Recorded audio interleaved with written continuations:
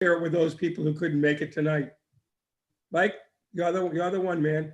Yeah. So guys, thank you guys so much for being here tonight. I know it's another Zoom meeting and some time out of your day. And you know what better way to learn about Rotary and get some more tools in your belt for an amazing year that's going to be interesting. I'm sure 2021 and 2022 is going to be interesting. We've seen an interesting year this year, but from the looks of it, I don't think we're going to be back to anything normal until the latter half of your year as president. So with that in mind, Ken Kaplan is my counterpart in 6960. I got that right. Look at me. And then we have Steve Bordos joining us today. He's going to talk to us about the foundation. Miss Deborah L. Williams is the incoming district governor, or DGE, for 6890, and Andy Lyman is the DGE for 6960. So I'd like to just take a minute. We did this on the last meeting. I know Carol was with us, Gabe too, he was muted, so I had to speak for him. So we're gonna let them speak for themselves tonight, and just really wanted to know, as president-elect, to kick things off, what is your number one goal in mind for your year as president of your Rotary Club? And we'll start with Jenny over in the Ybor City Club. Okay, probably my number one goal is to bring in more newer, younger members. Our club, we do have quite a bit of the older, old school Ybor members. We have done that considerably over the last few years, but that's really my goal. When I was president about 10 years ago at 36, I was the youngest member of another club in Brandon. So that was my goal that year, and it's also going to be my goal this year to bring in newer members. Awesome. So membership's your priority. Membership is a big priority. Yeah, we have been losing members this past year, and part of that because of COVID. So I really want to bring in, newer members first of all, and younger ones is kind of our ideal. Cool. Good. And Carol?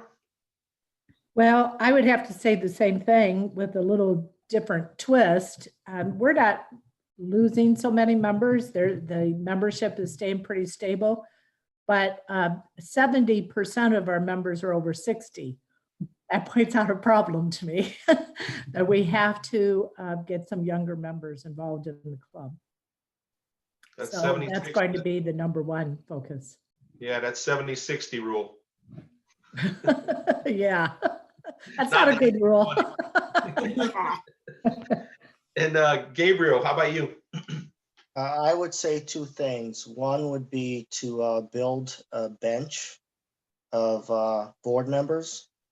My experience trying to get our list of board members is that it's hard to replace anyone because everyone's afraid of the commitment and not having time. So to have, see if we can build a team of, the main person, whether it's a secretary or treasurer, and then have someone back them up who's doing some of the work with the idea of at some point, maybe they might take over or take on a different responsibility.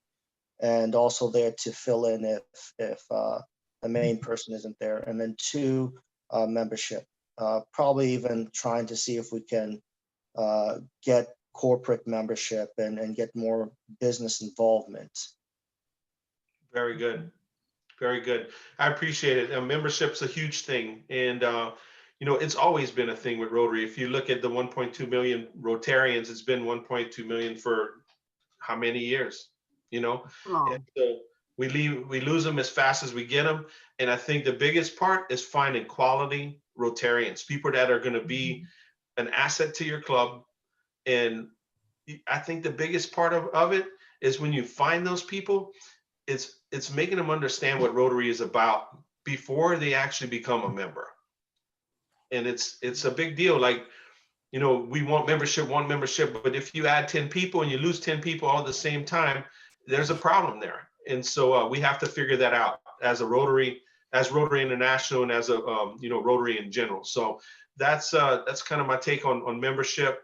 We want good Rotarians. We don't want just bodies. We don't need people just breathing in our clubs. We need people that are going to be involved and want to take those steps like Gabriel was talking about, to be involved in on a board level. So Deborah, you have anything to add? Oh, that's very good, Mike. You know what we do in our club, and which is very important. We don't, when people come and visit, we don't insist that they join because we might not be the right fit. And so we have established where you come to 3 or 4 meetings, and if you're still there and you're still hanging in there with us, you will get an application, particularly if you request one, you know, but we don't pressure anyone about joining. One of the things about membership is, you know, we want to gain people, but we don't want to lose the people we already have in our clubs. Mhm. Because as you said before, Mike, they're coming in, but they're going out the same way, the same numbers. Well, we got to find a way of keeping them in our club. And there's nothing worse than joining a club and you just sit there and do nothing. Mhm. You have to be involved. You have to be engaged. And I think as Rotarians and as presidents, our major goal should be to engage our members in things that they like to do. That's what kept me in Rotary. Mhm. Once I got my Rotary aha moment, I never wanted to leave Rotary, but I had to find something that turned me on to the aspect of giving, the aspect of being a Rotarian. And I got that, believe it or not, from Steve Bordas when he was president. Steve was an excellent president, but I saw how he handled our members and each other. And it was important that if there was somebody who wasn't happy with Rotary in our club, we had to find out what that was and how we can fix it to make them happier and make them want to stay. So engagement is a lot of important things for membership, keeping members engaged in Rotary. So I think that one of the things you can do as presidents is think outside the box. Not just, as Deborah said, ask somebody to come in because they might not fit, but looking for other places that you can find somebody who might be a good fit for your Rotary Club. For example, today I was shopping and there was a fellow buying a lot of groceries. He was buying like 20 cans of corn and 20 things of applesauce and he was buying a whole bunch of carriage. He had 2 carriages. And I said to him, what are you doing? He said, well, a couple of times during the year around this time, I like to go and buy food and bring it to the food bank. That's his gift. So I quickly picked out one of my business cards that has my 4-way test on the back. And I said, you're the kind of person that I'd like to talk with about what you do and why you're doing it, because we do the same thing in our Rotary Club and we do it all year long too. So I gave him my card and I said, give me a call if you're interested in learning more about giving like you do and making it worthwhile all year long, not just twice a year. Hopefully I'll get a call from him. He didn't have any cards. But find ways of people that you think that would make a good Rotarian and approach them. As we spoke about last week, only 15% of Rotarians ask other people to be Rotarians. The other percentage, they're afraid to ask. I don't know why. If you love Rotary and you believe in Rotary, you can ask somebody to join you in doing good deeds for others. Andy, did you have your hand up? I thought I saw your hand up for a minute. No? Okay. So one of the ways of keeping people engaged is through projects. Last week, we talked about projects that people have done that get members engaged. One of the things that got me engaged in Rotary, and I think I spoke about this last time, was Shelter Box. I read it about in one of my Rotary magazines, as you can see behind me. I do read them. And there was an article in 2007 about a group of Rotarians who were training to help the world in case of an emergency with tents and stoves and things like that. And I came down to Florida just to find out more about it and to volunteer for the group. Once I did that, I became turned on not only to Shelter Box, but to Rotary. But I want to tell you how Shelter Box started. It was one president's idea of his club in England, and he saw a need for people who have lost everything after a disaster. Between the time that the first responders came until somebody helped them rebuild, there was nobody keeping them safe between those two times. And he started with one idea in a shelter box, took it around his clubs in his area, and it took him a whole year. Shelter Box is now the second largest provider of emergency equipment and tents, only second to the Red Cross. And Shelter Box has only been around for 20 years, and the Red Cross has been around for over 100. One Rotarian made a difference. Think outside the box, but find something that your Rotarians can do that would engage them and make a difference. And the reason you can do that is through the foundation. Believe it or not, the Rotary Foundation has grants, both local and global, that will help you reach a goal as Shelter Box has become. And that's why I brought my friend Steve Borders, past president of the Lakewood Ranch Rotary Club. I brought him here to talk about the foundation, but there's another reason I brought him here. As presidents, Gabe, Jenny, Carol, you do not have to do this by yourself. You don't have to be the expert in everything. In fact, all you have to do is ask your area governors, your district governors, or even past presidents, and they will help you with your year as president. Don't think you're going to do this alone. You're not going to do it alone. And we are making sure that you will not fail as presidents. We want you to be most successful as all good go. We're going to help you become successful, both with your club, with your community, with your district, and with RI globally. We're going to help you do that. You have the vision, and we're going to help you reach that vision, whatever it is, whether it be membership or something else. So again, I brought Steve Borders to show you.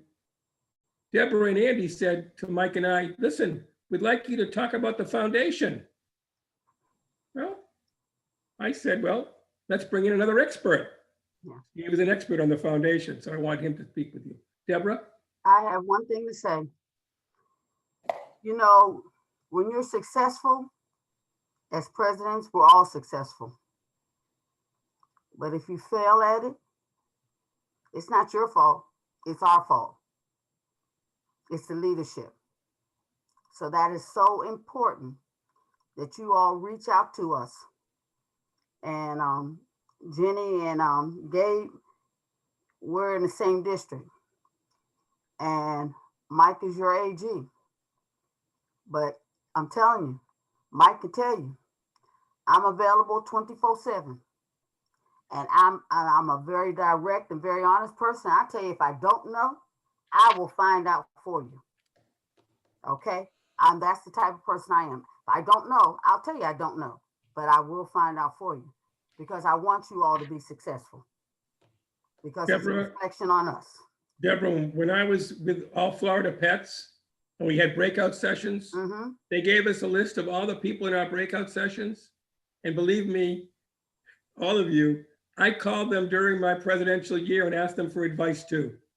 And we worked together. So don't be afraid to talk to somebody outside of your own district. You can talk to me. I know people in our district. Carol, you can call Mike. We'll help you any way we can. Make this a successful year, not only for 6960 and 6890, but everybody in Rotary. Okay? So without further ado, Steve, would you like to do your presentation now, please? Sure.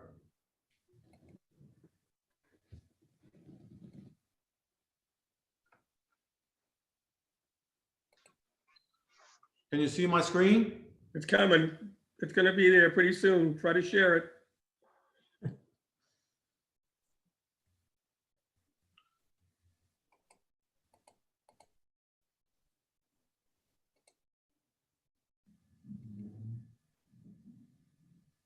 There you go.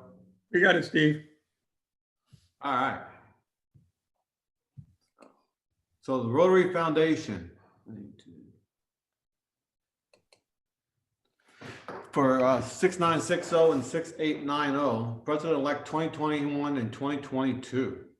So there's a few things we'll talk about today. There's the foundation and its mission, opportunities to give, the benefits and recognition, how your district benefits, how your club benefits, and club and member recognition. So the Rotary Foundation is a not-for-profit corporation solely of volunteers from the Rotary members and friends of the foundation that share their vision of a better world. This support is essential because it makes it possible to us to fund the projects that we hold dear, plus the ones that Rotary Foundation wants to fund through the World Fund. The foundation's mission is for the Rotary Foundation is to enable Rotary members to advance world understanding, goodwill, and peace through the involvement of health, the support of education, and the alleviation of poverty. We are a very altruistic group. And as a foundation, as a charity, we have a 4-star rating from Charity Navigator and a perfect 100% score. And we've had that 100% score for 11 consecutive years, which is a big deal. There's not too many organizations nonprofits that have that. You can go to Charity Navigator and take a look, and you'll see that that list is fairly small. That's done it for more than 10 years, and we're on that list. And then there's opportunities to give. So there's featured causes. There are 4 featured causes. There's the annual fund, which is the fund that benefits us the most in the sense when we give to the annual fund, we're able to fund all the grants and the projects that we want to fund locally in our district. There's the World Fund that does our international grants, our global grants and stuff. There's a polio fund that helps to eradicate polio. And then there's disaster response fund that goes in and that helps fund projects for, like Ken was saying earlier, with the shelter box. So when they have something there, they can go and apply for a disaster fund grant from the foundation. We have the endowment share. The endowment share has 2 parts to it. There's the Rotary Peace Centers, where they teach people how to learn about how they can mediate peace, learn about peace agreements, and some other stuff, and get educated on that. And then there's the endowment, the World Fund, and they can learn about the World Fund and how the World Fund benefits the district and Rotary as a whole. Then there's global grant section. You can give directly to a global grant. You can do it individually by the grant number. So if you know the grant number, you can just go into My Rotary and donate and give it directly to that grant. You can also give to, if you give $25,000 or more, you can set up your own Rotary Foundation inside of Rotary, your family foundation. So there are 7 areas of focus. In these 7 areas, the number 7, the last one, supporting the environment, is new in your year. It'll show up. And right now there are 6, but supporting the environment will be number 7. So it starts off with peace building and conflict prevention, disease prevention and treatment, maternal and child care, water, sanitation and hygiene, which a lot of people in our district are very familiar with, especially in our club. There's basic education and literacy, community economic development, and supporting the environment. So we'll go through these one at a time so that we have to understand, because it's kind of important that you guys understand what that is. So peace building and conflict prevention. There are over 70 million people that are displaced as a result of conflict, violence, persecution, human rights violations. Half of them are children. So as a humanitarian organization, with us, peace is the cornerstone of our mission, and it's kind of embedded in our mission statement. So, and we believe that when people create peace in their communities, they can change the world and have a global effect on changing that. By carrying out service projects and supporting peace, our members can take action to address the underlying causes of conflict, including poverty, discrimination, ethnic tension, lack of access to education, and unequal distribution of resources. A lot of places around the world, a lot of the conflict starts because of the have and the have-nots. The very wealthy in some of these countries control everything, and the poverty-stricken people get nothing, and it causes a revolt. And in that revolt, it causes displacement, and then it forces people to leave their countries and become nomadic in another country.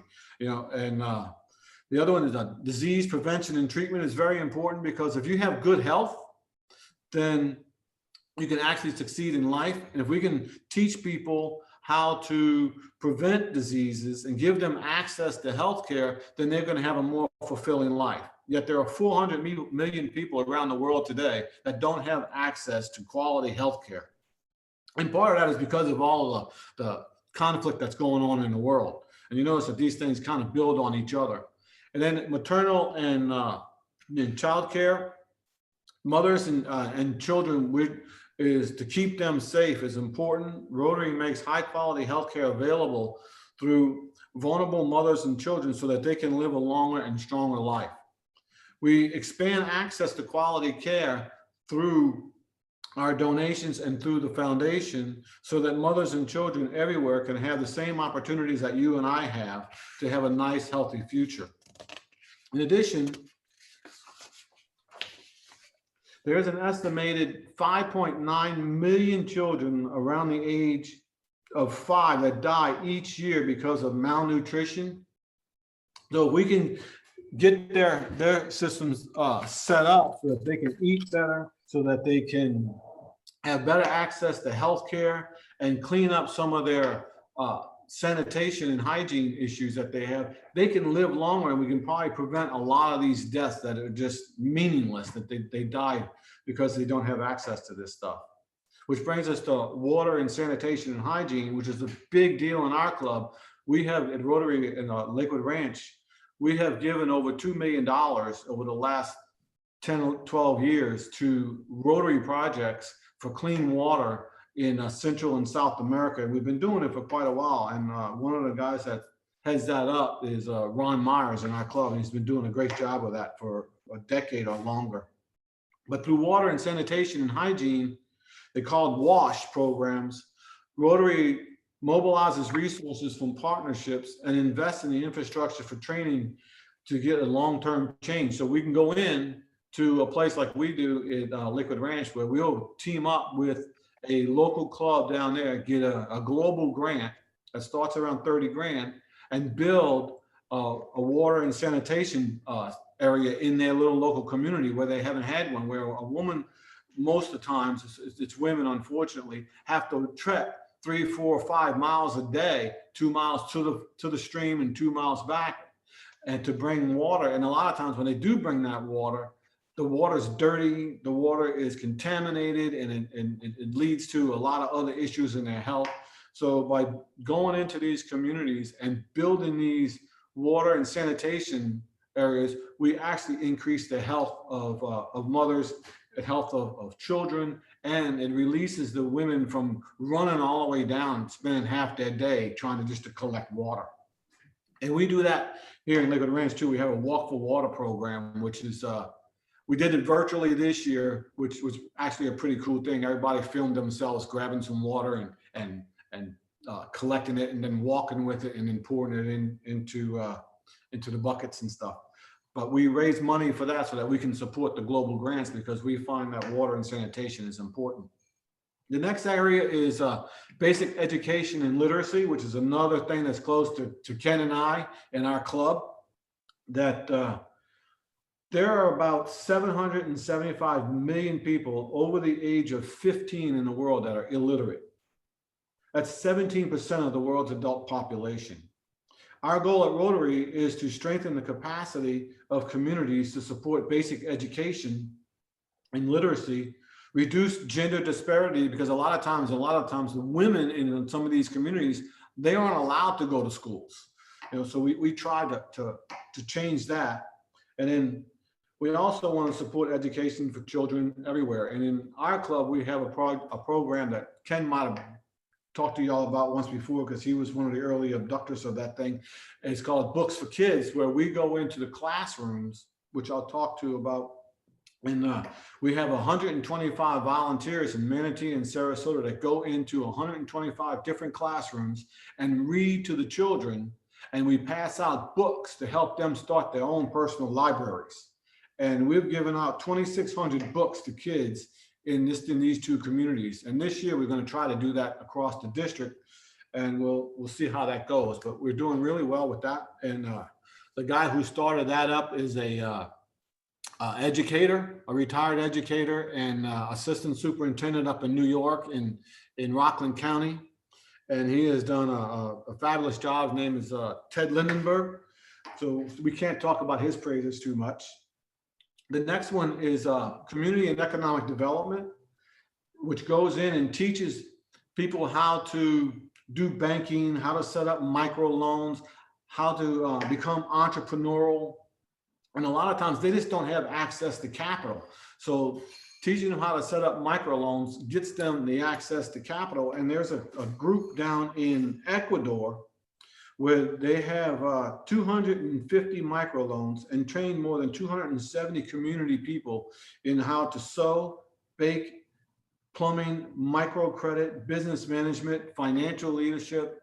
And Rotary Club in Guatemala, where they have helped 400 local women complete a financial literacy course. And in doing so, was able to pool their own money together and fund a micro lending program of their own. So last year, the foundation spent more than $9.2 million to grow local economies and reduce poverty around the world. The next one is the last one is supporting the environment. And that's all about climate change and how we can save the environment and how we can leave a legacy. And Rotary shares the interest in protecting our common legacy, which is the environment. We're committed to supporting activities that strengthen the conservation and preservation of natural resources, advance ecological stability, and foster harmony between communities and the environment. And I remember last year, or it might have been the year before last, where every club planted a tree, and we were trying to plant millions of trees. And that was one of the goals. And we did that. I think we planted like 1.5 million trees over that Rotary year. And so how can you give to the foundation? You can give through your donations to the foundation to protect children from polio. This is why you should do it. You can provide safe environment for mothers and children. You can provide clean water to prevent waterborne illnesses through the United States and internationally. There's a group out in Colorado that brought solar lights to the remote grid. These homes were not on the grid in the Navajo reservation. They helped build homes in Puerto Rico and the Bahamas after devastating hurricanes hit there. And often when there is nobody else to turn to, it's usually Rotary that shows up when a disaster strikes. And a lot of times, like Ken was saying before, Shelter Box is one of that group, is one of the first ones to show up. So the foundation features 4 causes. There's the annual fund, the World Fund, the Polio Fund, and Disaster Response Fund.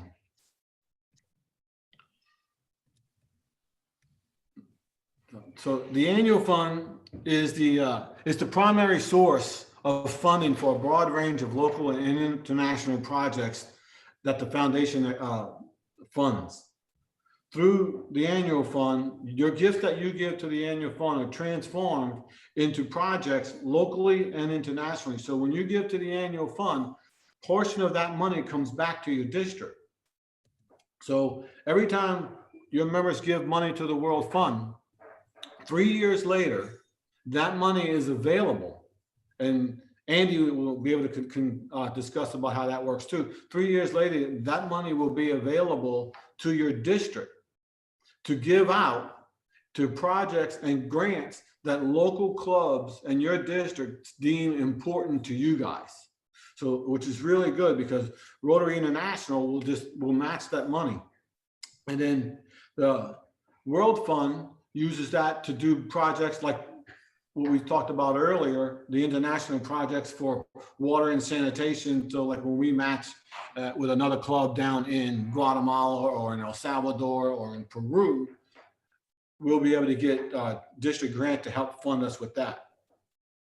And then your district uses what's called the DDF, which is a designated fund, district designated funds.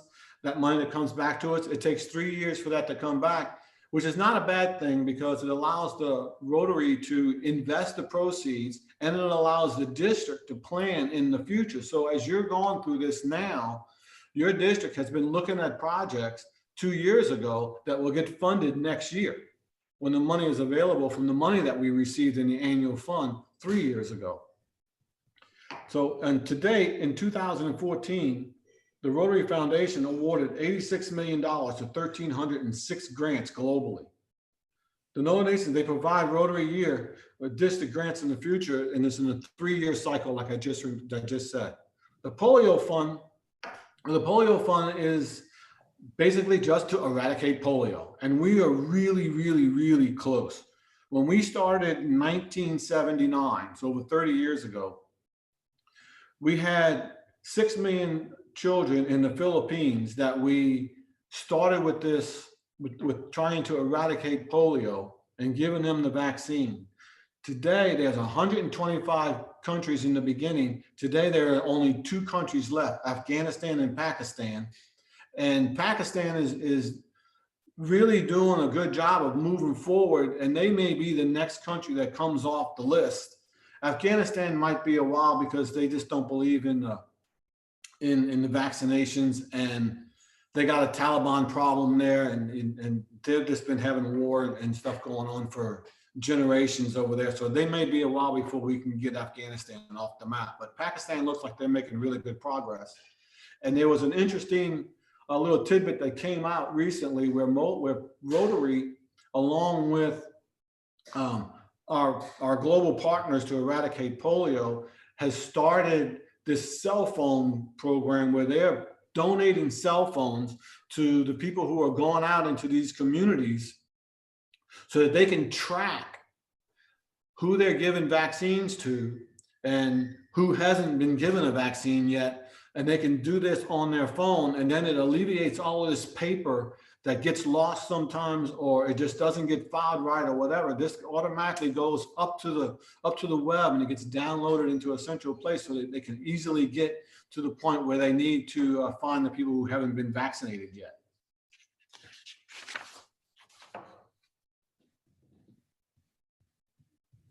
And the endowment share is a little different.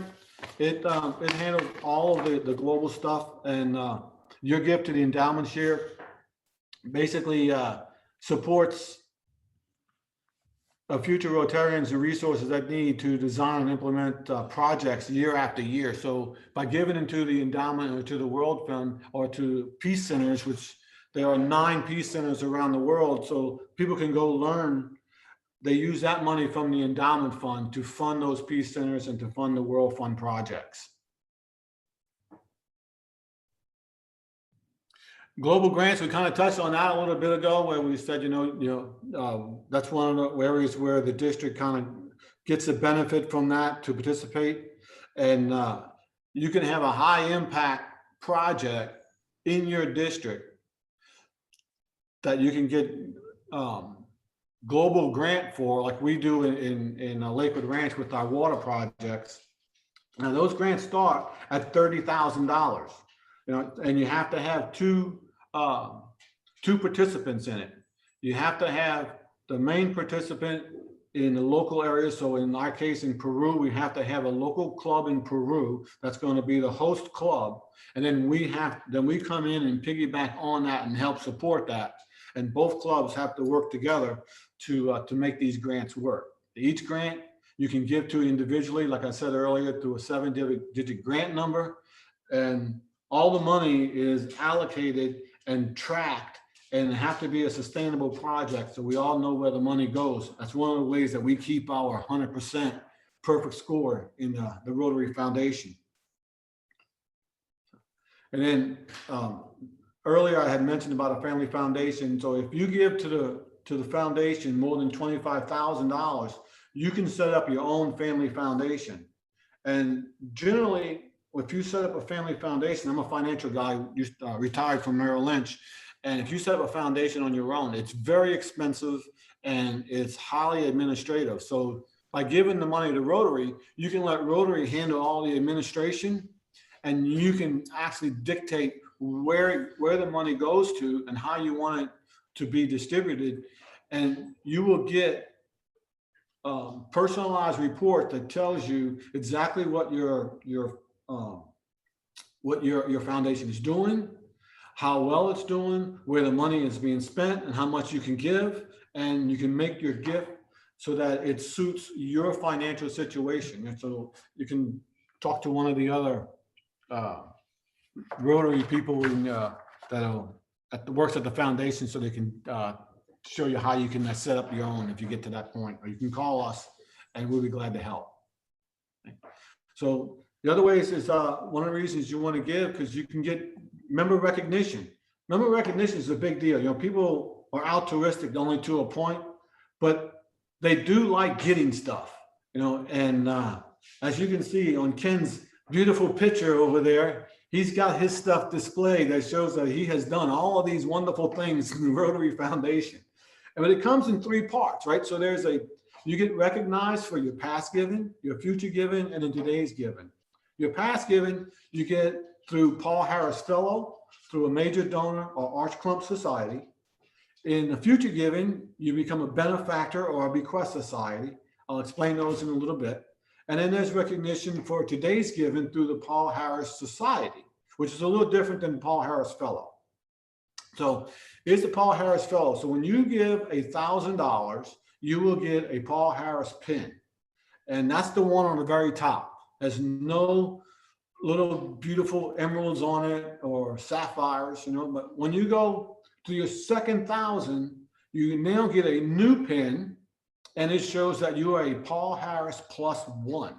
A Paul Harris +1 gives you that one little sapphire there on the blue on the pin. And as you move up through the rank there, Paul Harris +2, 3, 4, 5, 6, 7, and 8. When you're Paul Harris +8, you'll have 3 rubies on your pin.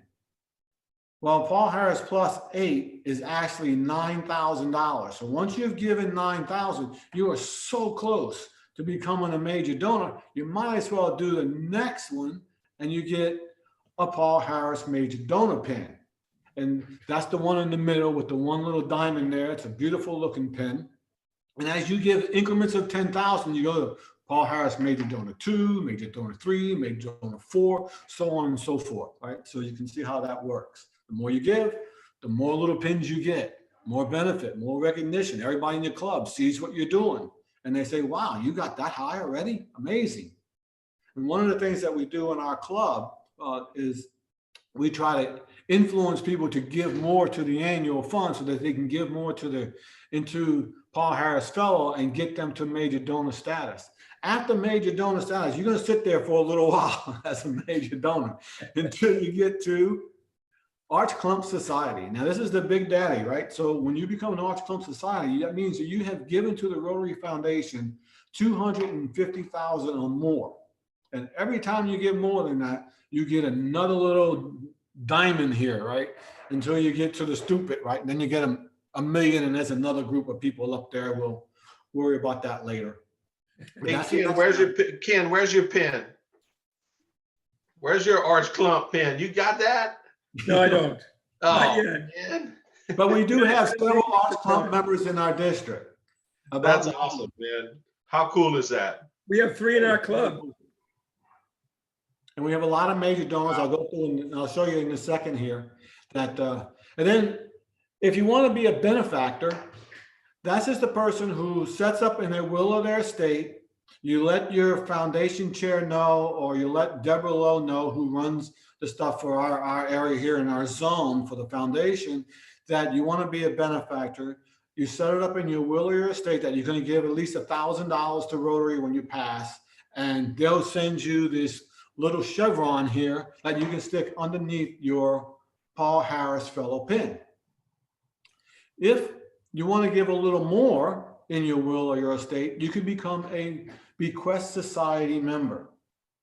So if you give $10,000 to your through your estate or through your will, and you let them know, they will send you this Paul Harris Fellow blue one with the little diamond that says you are recognized as a Paul Harris Society person, and yet you're going to give to the Rotary Foundation through your will or your estate at least $10,000.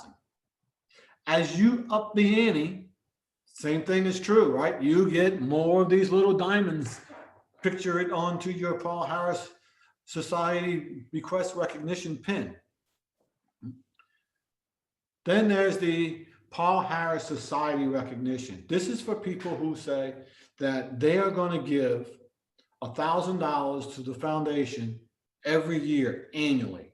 Now, one of the things that we have in our district, and I'm sure that your district is probably the same, is we have a lot of people, me included, who were Paul Harris Society eligible for a decade. We've given $1,000 to the foundation every year for 10 years, but we never did do the next step that says, I want to be a Paul Harris Society member, and fill out that paperwork and says that I promise that I'm going to give $1,000 next year and next year and next year. And they're going to send you this beautiful looking new pin with the PHS chevron sticking down and the certificate that you can frame and put up on your wall. So more recognition. So that's what it'll look like. So then there's also benefits for your club. Now, when you give to the foundation as a club, there are things that you will receive when you're president that if your club hasn't done it before, because some of these are one-time gift, one-time acknowledgements, right? So if you give to your club, says that every Rotarian every year is designed as a foundation way of initializing and encouraging people to give to the foundation every year. So we want to be able to do that. So when they see that all these people are giving to, like every Rotarian every year, shows up on your DAC-DB and your profile, you'll see that it shows up there in your foundation giving section. Then there's the 100% Paul Harris Club. The 100% Paul Harris Club is for clubs that have every dues paying member at some point is a Paul Harris Fellow. So this is a one-time recognition. So if your club has already done it, you can't do it again. You've already been recognized as a 100% Paul Harris Club. And we have done, our club in Lakewood Ranch, we did this several years back when we had one of our district governors, Jerry Hearn, pushed this through with us. And we actually used club points. And I'm not sure if we still do this, but I know that the district is doing it just last month for giving to the annual fund, that if you gave $500 to the foundation, we would match your $500 with 500 points and make you a Paul Harris Fellow.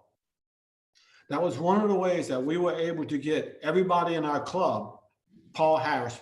And we did this, I think that was back in 06 or 07, somewhere back there. I think you could still do that, Stephen. You can still do that. Yeah, you could still do it. Our club is the same way. So you want to be able to go ahead and do that if your club is not already a Paul Harris 100% club. And the same is true with the foundation. So you can be a 100% foundation giving club. Now that's a little bit different. The 100% giving club, that's for clubs that give at least $100 per capita. So each member has given at least $100. And you have 100% participation from every member. Now we do that in our club, and one of the ways that we do that in our club is that, and we set this up, when we first started as a club back in 02, was part of your dues. When you pay your dues, we also get $25 you pay in every quarter to the foundation. So every quarter you will end up giving $100. And by doing that, everybody gives $100. So we become a 100% foundation giving club. And it's a very simple thing. And people won't miss $25 a quarter. So if you say, hey, here's one of the things that we would like to do. We would like to achieve the 100% foundation giving club. And we would like every member to give $25 a quarter. You get them to buy in on it and wham, you get it. Now, Hey, Yeah. Steve, that's Gabriel. Real quick, is there anything set up for like a remainder trust? If somebody set an annuity remainder trust? you can do that through the foundation. You can give annuities to the foundation in remainder trust, and that's a little bit beyond the scope of today. You know, we can Okay. go into that a little bit later, or you can, maybe we can get Deborah Lowe on and at your next one, and she'd be glad to talk to you guys about all the bigger Yeah, stuff. I was thinking of, someone who might be thinking of, I want to be able to set up a fund that, it lasts 10, 20, 30, 50 years, so that it's continually given as a legacy. Yeah, I'm a Bequest Society member myself, and I do that with when something should happen to my wife and I, then Rotary will get a chunk of Right. change, and that way it'll live beyond me in the Borders Fund. I also have a donor advised fund that I do Yes. that too. So, Right. but you can do that through Rotary with the $25,000 thing. If a charter remainder trust, you can probably do that easy. Okay. Steve, may And I say something, Steve? You bet. I want to tell people how easy it is to become and give $1,000 every year. It comes down to $85 a month, which if you break it down, it's less per day than getting a Starbucks. If you just decide that you're going to take $85 a month, in 12 months, you've got $1,000 and you become a different, not just, you're going to do that every year.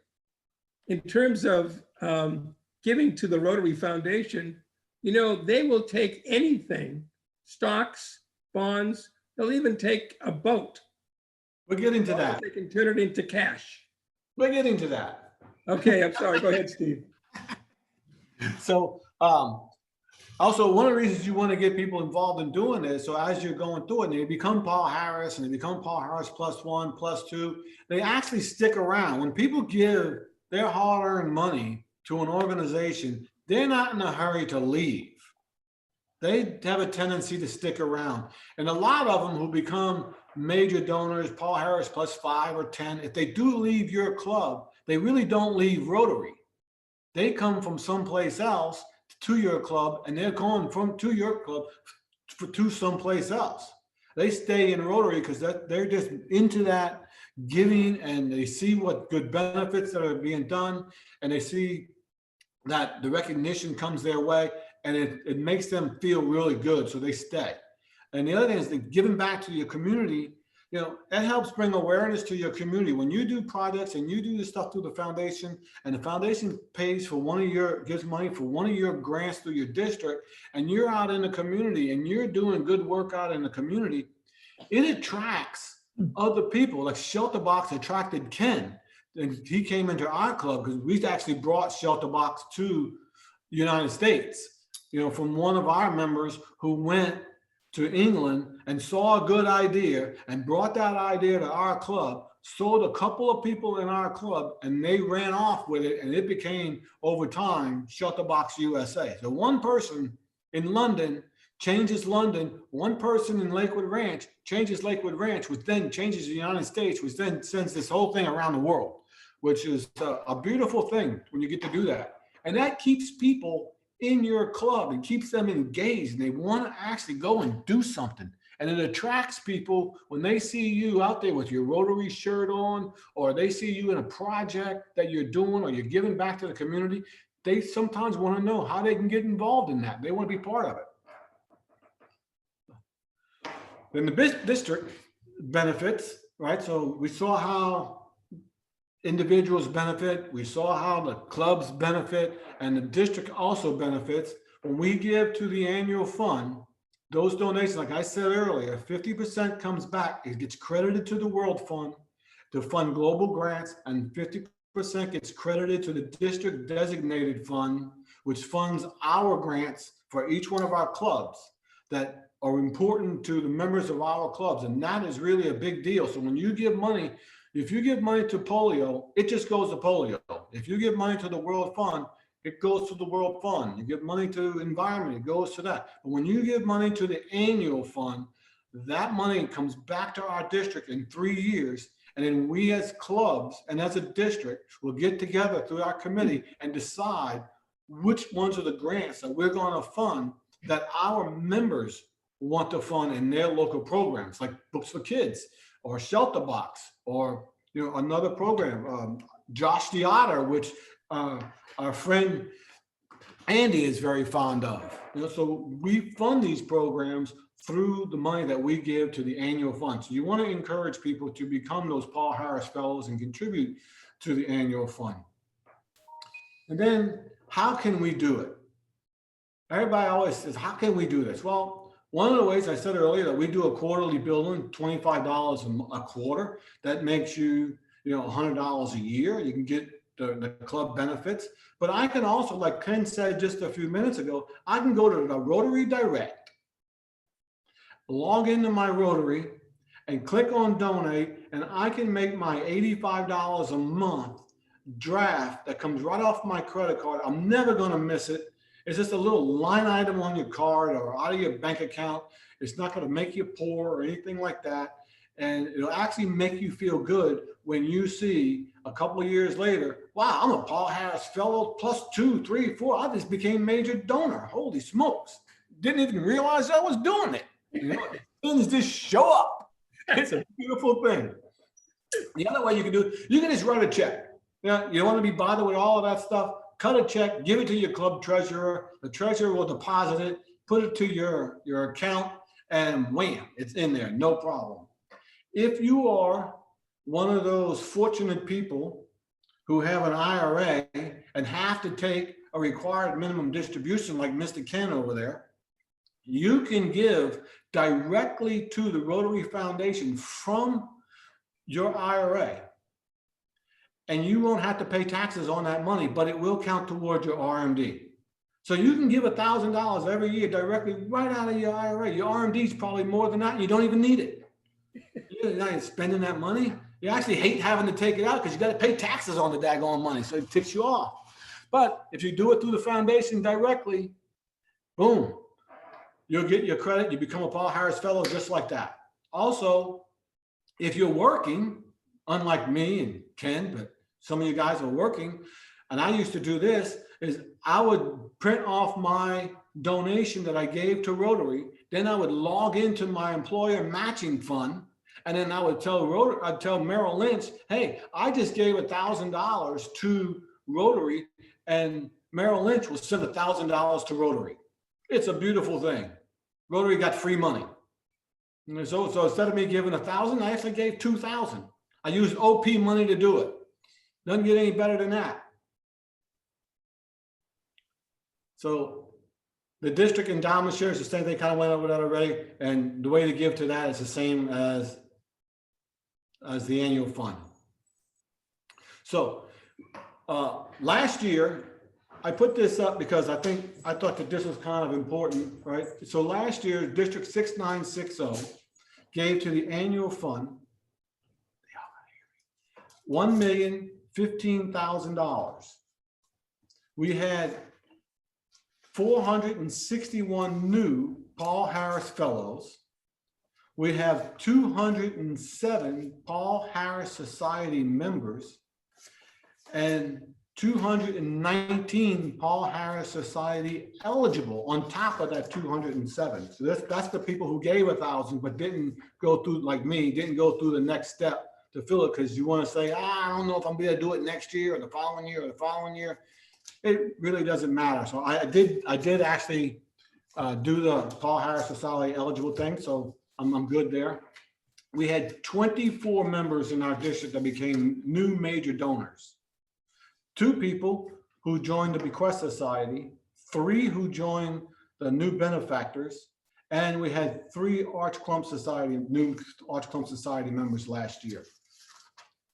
And how did that happen? That happened because people were talking and about the foundation. People got really close to becoming the next level. And we would talk to them about, hey, look, you already Paul Harris +9, why don't you consider, becoming a major donor? Or, when you're talking to your attorney for your estate purposes, your attorney would bring it up and then, hey, what are you gonna do with all this money should something happen to you? Then you can become a benefactor or bequest society or arch clump, right?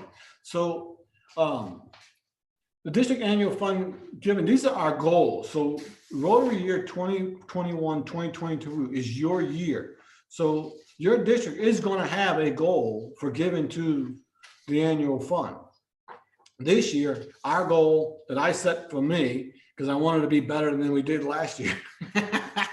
I wanted to top that 1,000,015. It's 1.1 million. We're on track to get there. Every month I look out and do my reports.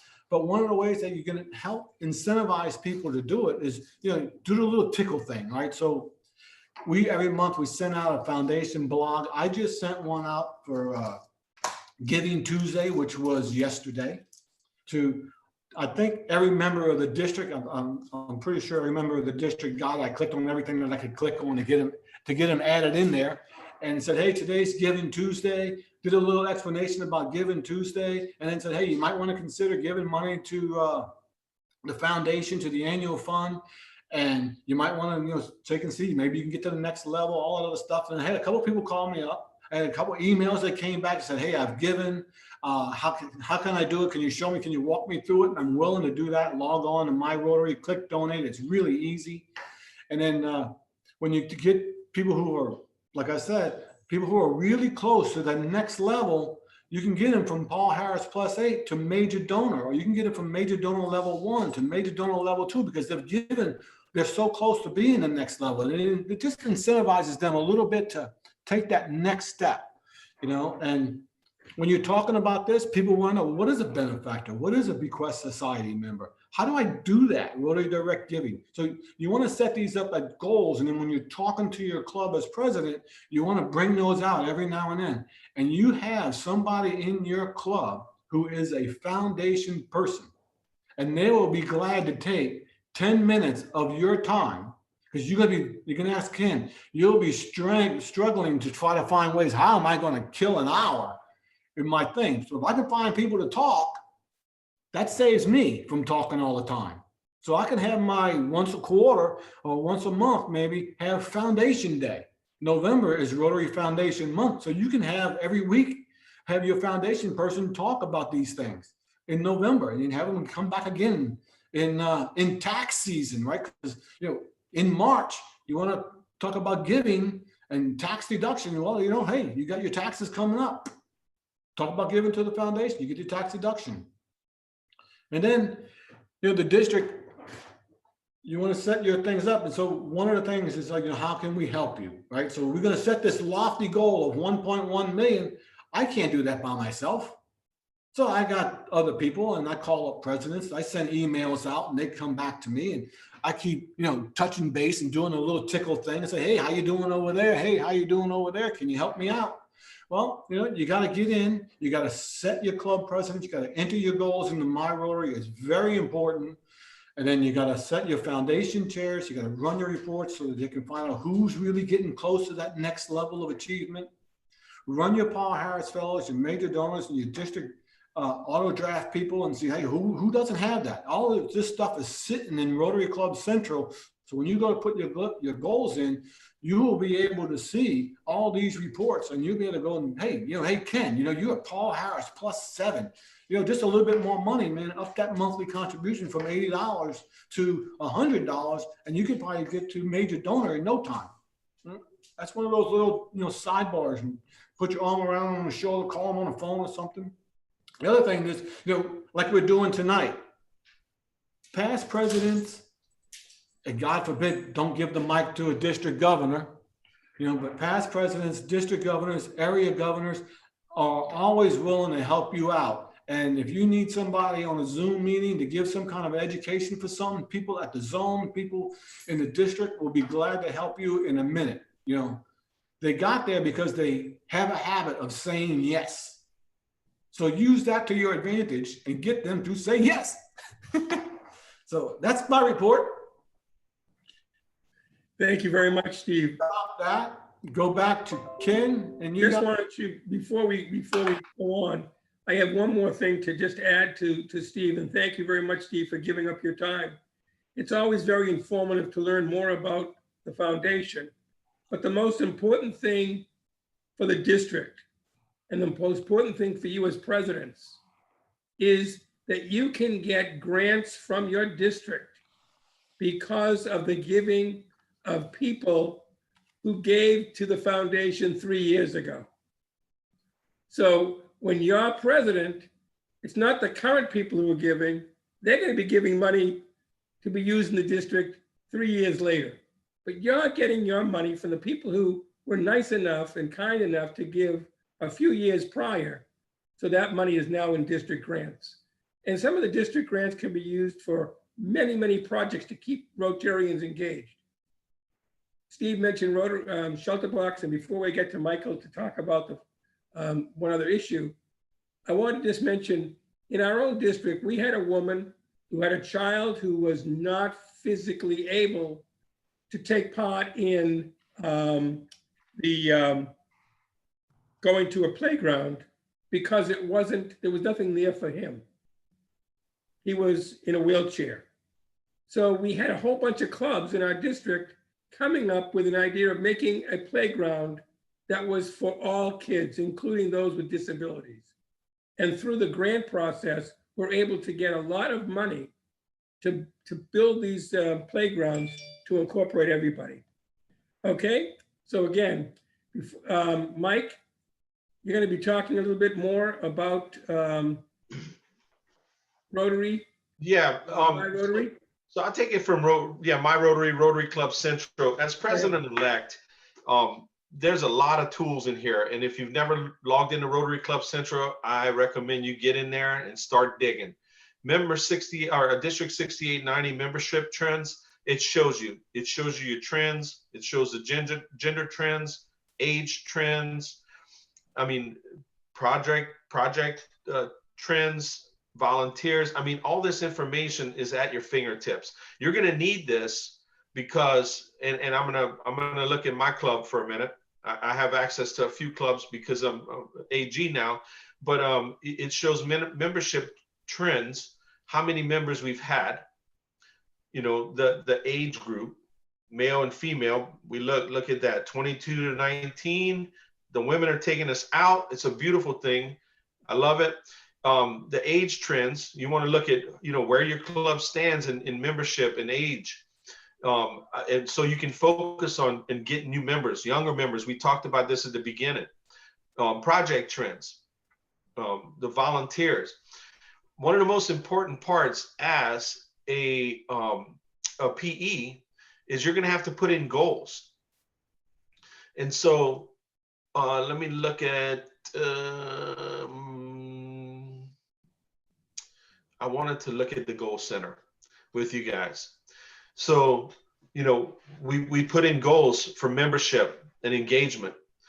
At the beginning of the year, our goal was having 50 members, but you know, this year we had COVID. So if we can keep how many members we have, that would be awesome. Foundation giving. We had, you know, 5,900. It shows your goal history. So you can see what we did in 2017, 2018. This was my year as president, by the way. My goal was 12,000, 19,543. You know, you can see these goals, histories. You're going to have to put in goals for your year, but you can see what everybody's done in the past. Polio, what we've given, you see if it's kind of going down a little bit. I mean, we're still giving, and we're going to give this year. We just haven't recorded it yet. You have major goals or major gifts. It shows the years. Looks like we're struggling in that area. So maybe as your, you know, as president your year, you want to have somebody donate a major gift. You know, so that's just one of the different goals that you're going to be looking at putting in. Service, you have service projects. So in 2018, 2019, we got 2 of 4.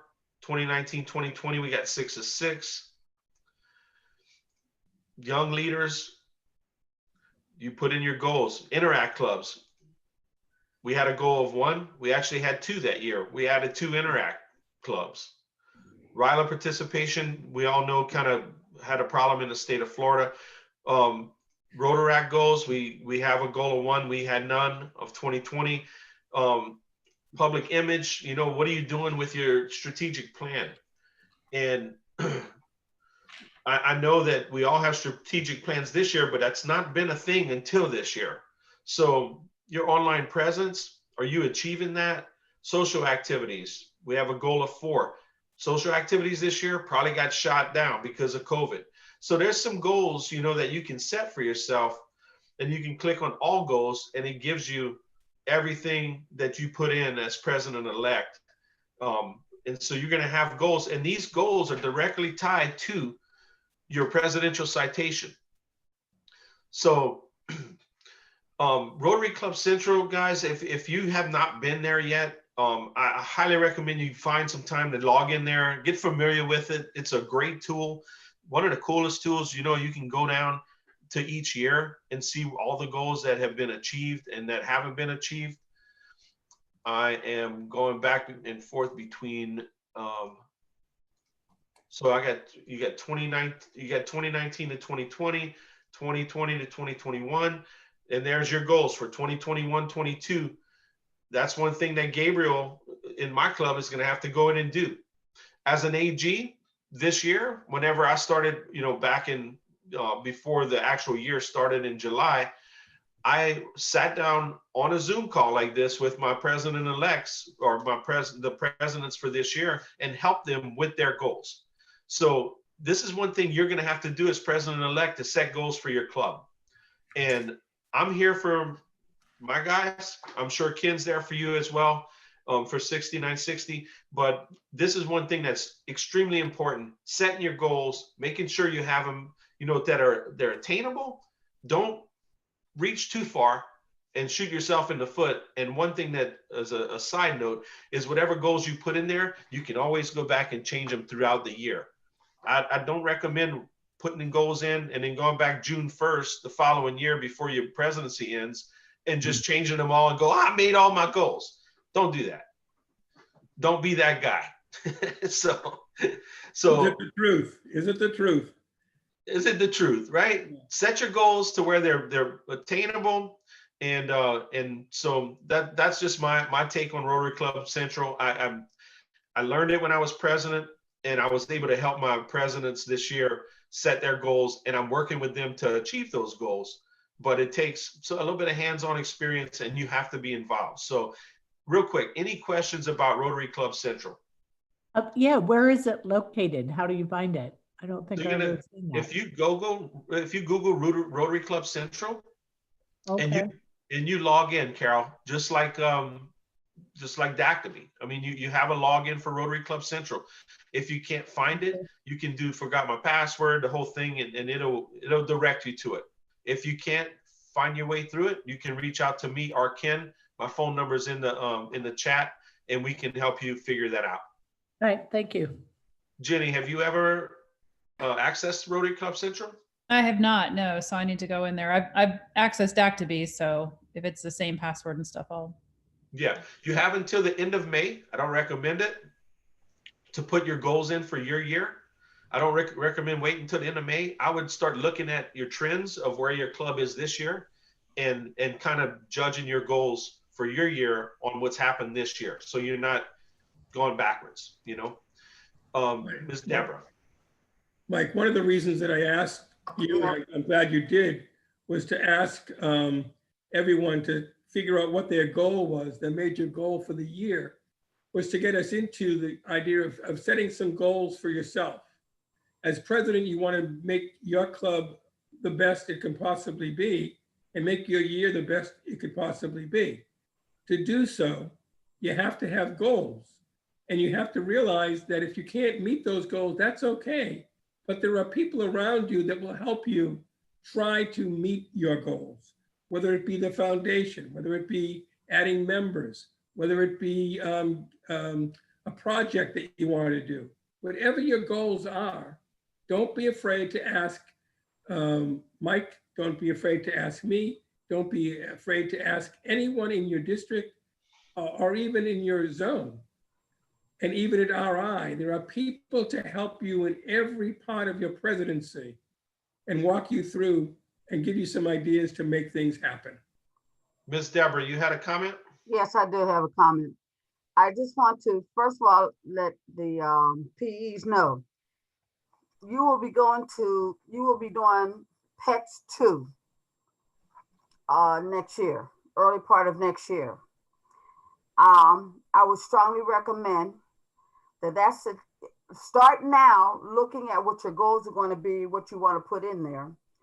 And I strongly recommend by the time you get to PETS2, that you'll be able to put your goals in, be able to look at them, be able to work with them. And now understand something, you're going to be with other PEs. And so you're going to be in groups. So you'll be able to find out what other folks are doing and get that knowledge and get that experience. And we'll be there to guide you.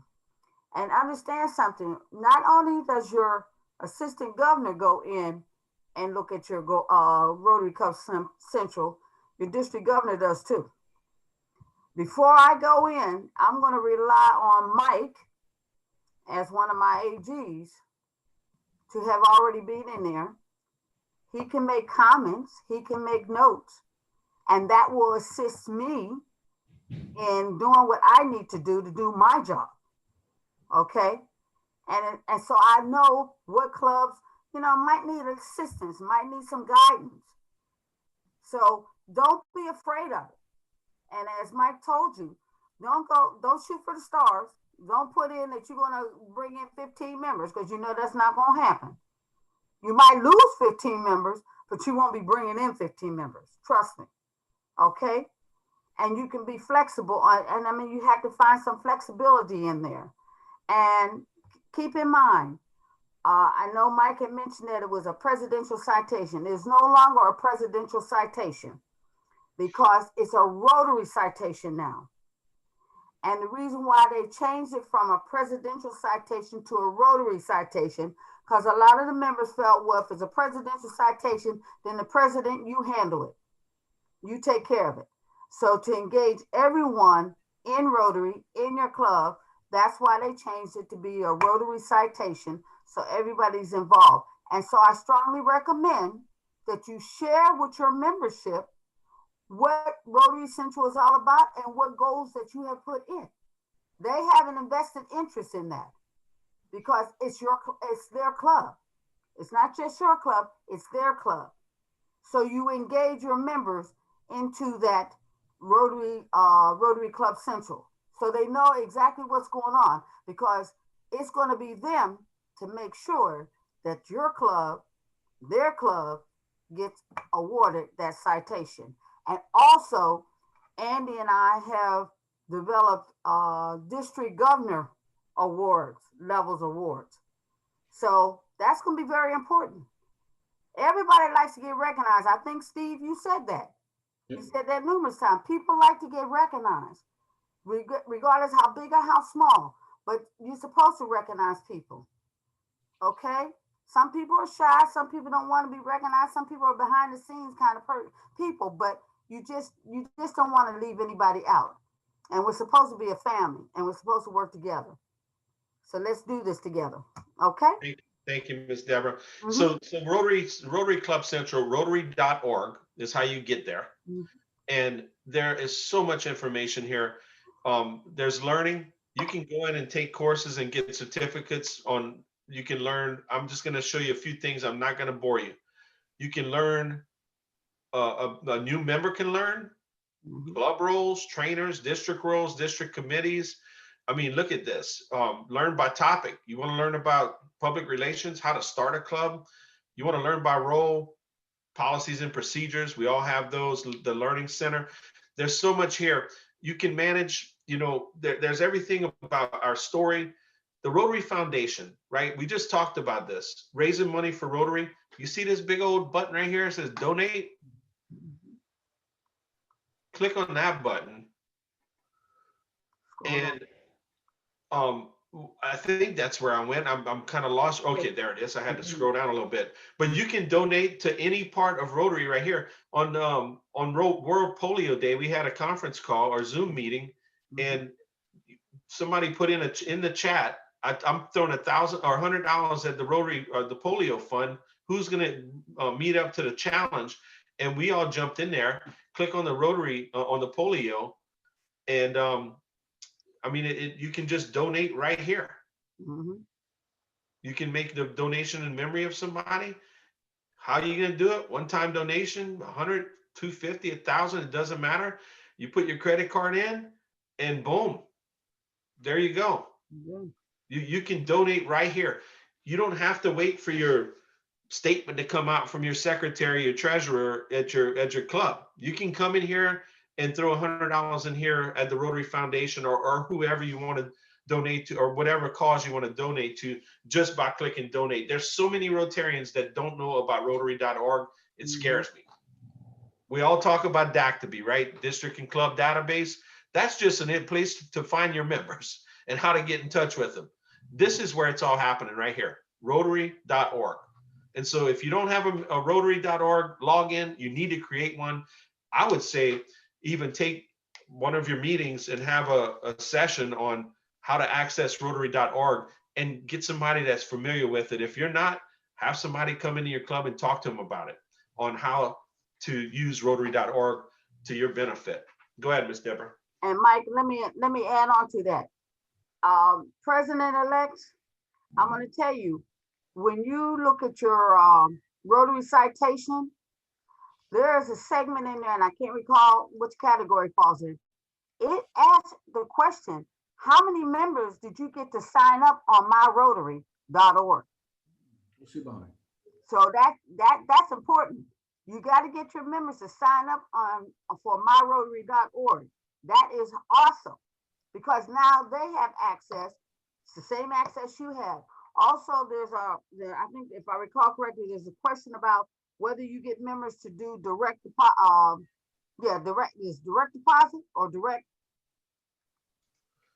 Yeah, I think it's direct deposit. I'm saying direct deposit, but I'm thinking where you have money deducted out, as Kim mentioned, about $85 a month. Yeah, you can do a monthly donations through there. But Yeah, your citation will ask you about that. That's part of your citation too. So we have about 5 minutes left, guys. I know an hour and a half is a long time on a Wednesday night. I really appreciate, Ken and I both appreciate your time coming in. I want to leave these last 7 minutes for specific questions. Rotary.org. I'm looking through a freaking foggy glass. I don't know what you're talking about. Anything goes right now. So 7 minutes. Anybody have anything to ask, add? I know getting talked at for an hour and a half could be it can wear you down. So I want to give you guys a few minutes just to ask us questions, and it's open floor. So Jenny, any question? I did have a question. Deborah, you mentioned about PETS2 next year. What does that look like? Is that going to be over Zoom or in person? Yes, over it is. Okay. It is going to be virtual, but please understand, attendance is mandatory, and we'll be able to track it. Okay, so yes, it's going to be virtual. Okay. The only difference is, like Andy and myself and the rest of the board members, the Florida PETS board members and committees, we will be in person. We will be in Orlando because that's where our production center is going to be, and we're going to be conducting everything from Orlando. But you will be in the comfort of your home watching it on Zoom, okay? And I assure you, Jenny, that you and Gabriel, I will make sure that you have all the tools that you need when you get ready to log on for PETS, okay? I will be sending you that information, Okay. everything.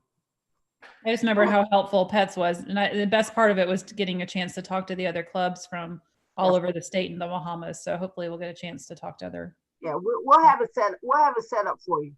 It'll be awesome. You'll enjoy it. Cool. Carol, any questions?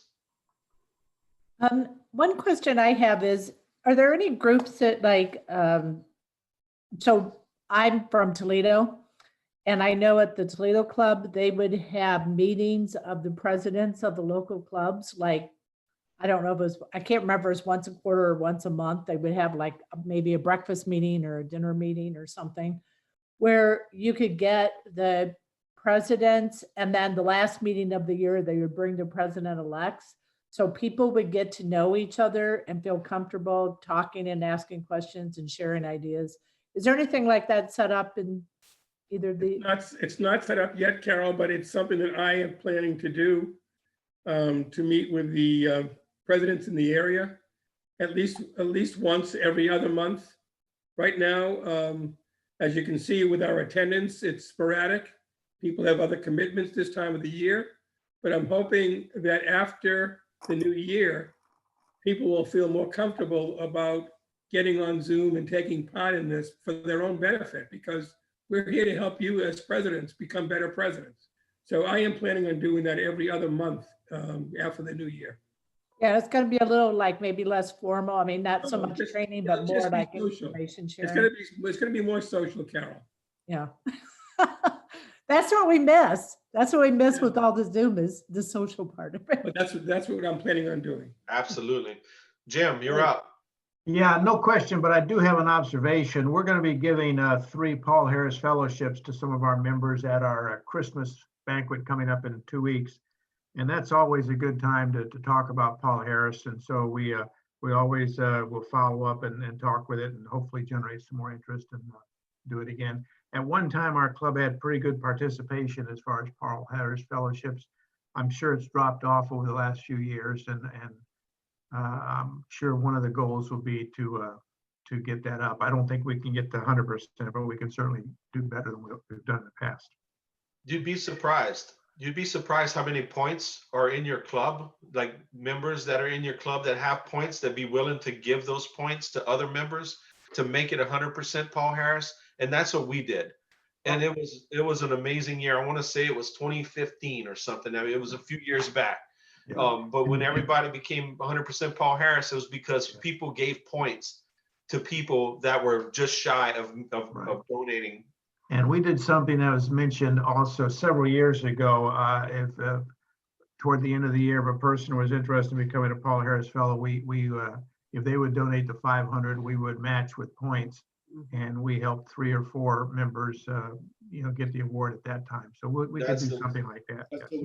Many clubs do that, Jim, and I would suggest that you continue doing that as many times as you can. And also, when you're sitting down with a fireside chat with new members coming in, explain the foundation and its importance to Rotary International and Rotary in general in the district and your club.